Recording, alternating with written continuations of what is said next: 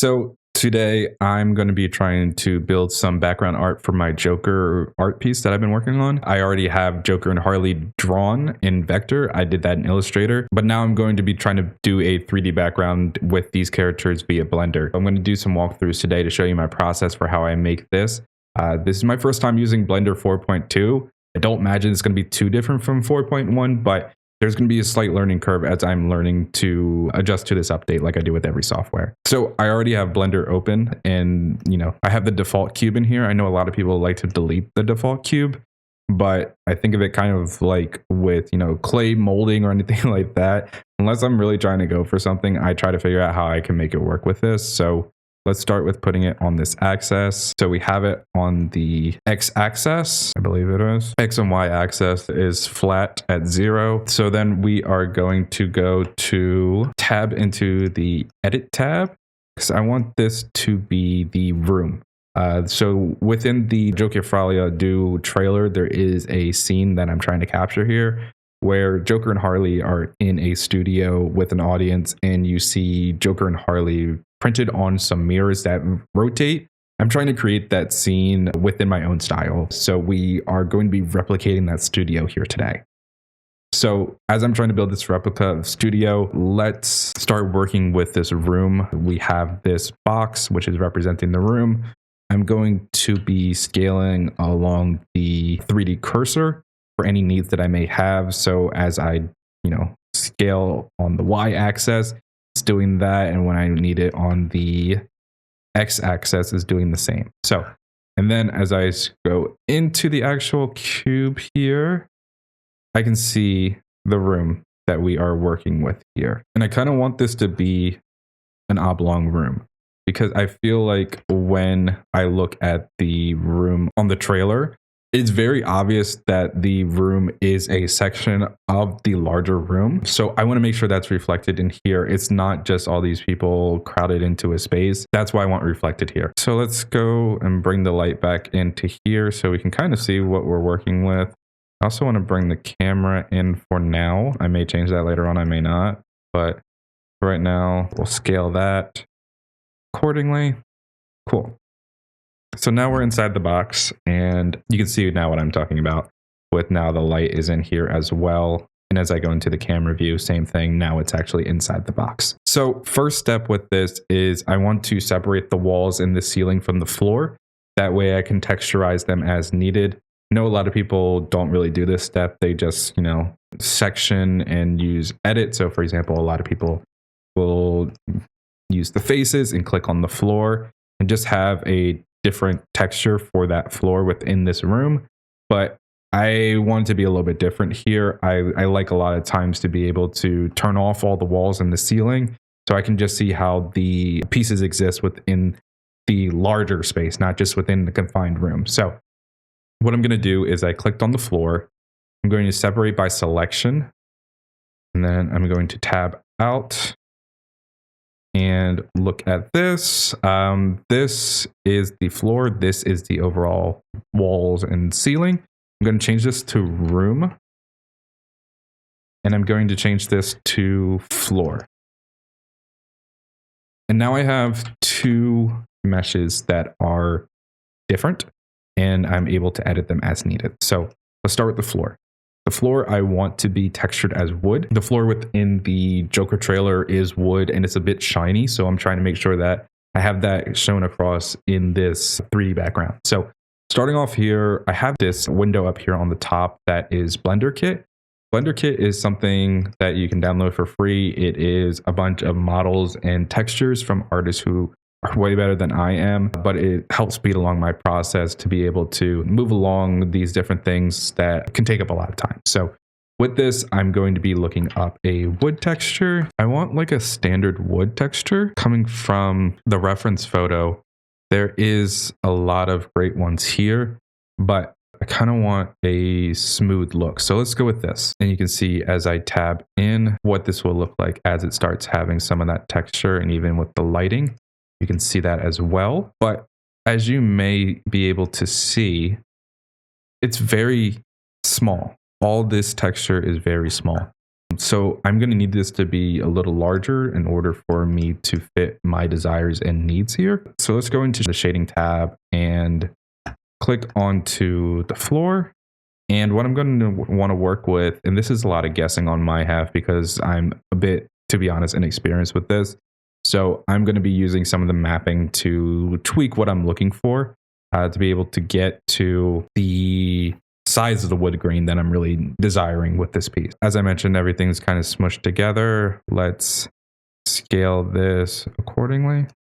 Looking like a 0.3. Cool. If I go into tab, that's what it's looking like. Let's make it a little bit more slats per space. I think that looks pretty good. I think one thing that people have a hard time learning as they are just starting off is that since art is all about interpretation and creative freedom, there's not really a right answer with everything. I mean, I'm sure some people will say that there is right answers and you're just doing them wrong, which I don't really care.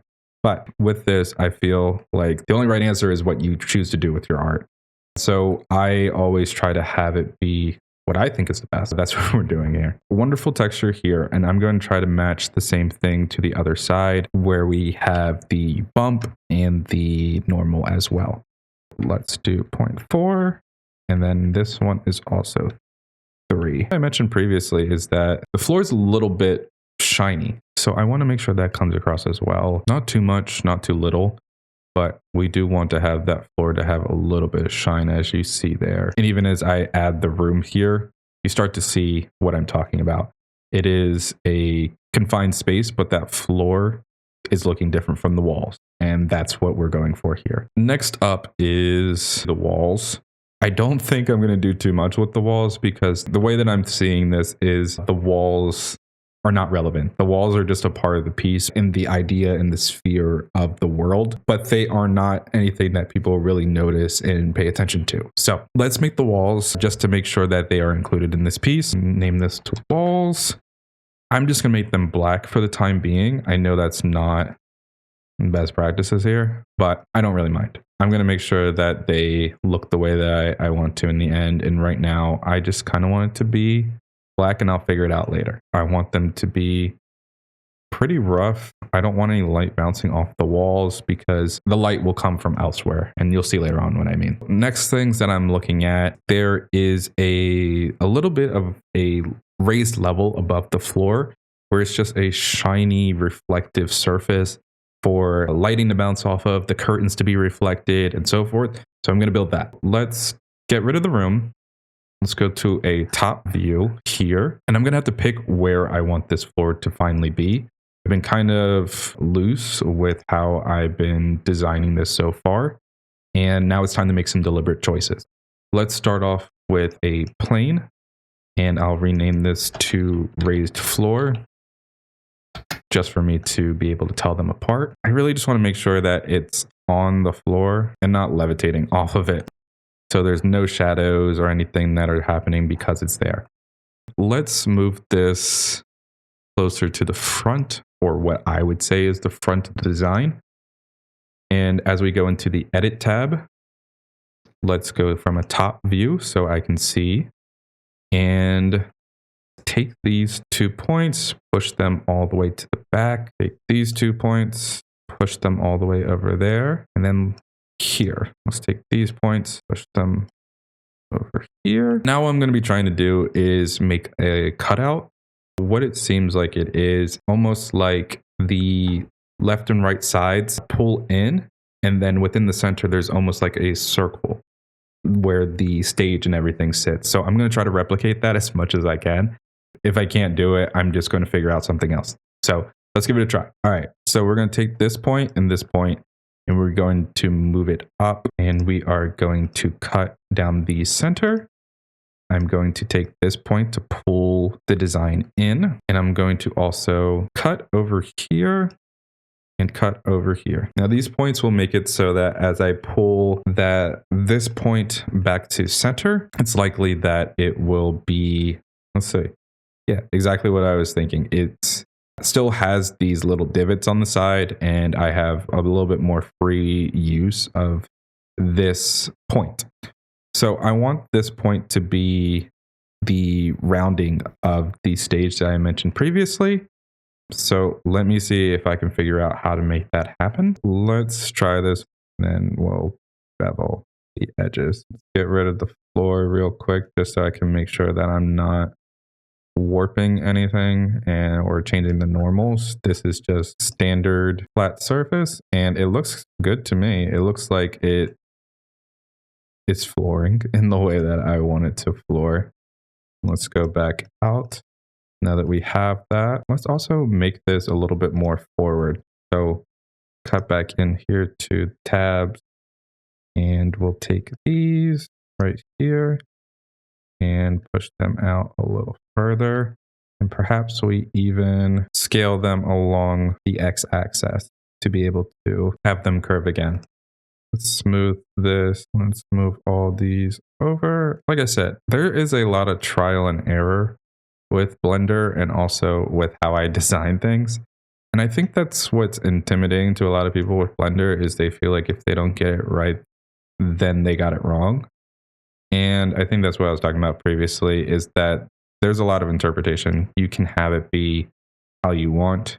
And if you aren't seeing what you want it to be, that's okay too. This is good enough for me, honestly. I don't think I need it to be too different from this. Actually, I changed my mind. I do want it to be different from this.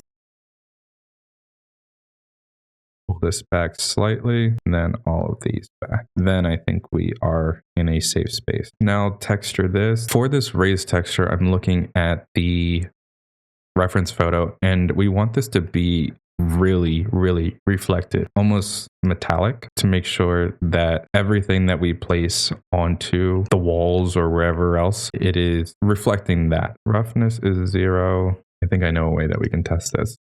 I'll insert a sphere. I had to figure out how to make things reflective again with this new update, but I am now able to see that this is reflective. You can see the sphere right here. Even as I make it smooth, it is also reflected. We actually have this working now. What I had to do was do some ray tracing settings to make sure everything was working